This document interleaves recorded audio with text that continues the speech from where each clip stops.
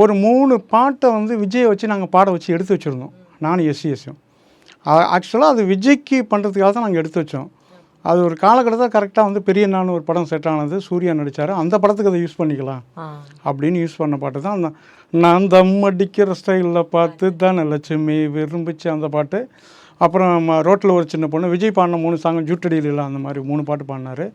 அதில் ரொம்ப பயங்கரமாக வந்து இன்ன வரைக்கும் ஓடிட்டு இருக்குது, ஏதந்தானே தாமரப்பு மாமா தள்ளாடும் தண்ணி, அந்த பாட்டு பயங்கர இப்போ வரைக்குமே. அப்புறம் எல்லாருக்கும் ரொம்ப பிடிச்ச ஒரு மெலோடி வந்து அந்த லா லா லா லா.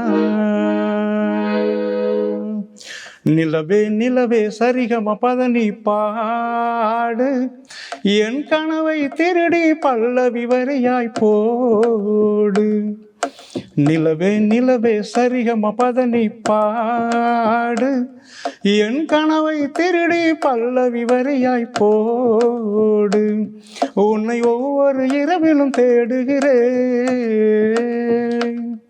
நீ தேய்கின்ற நாளில் வாடுகிறேன்.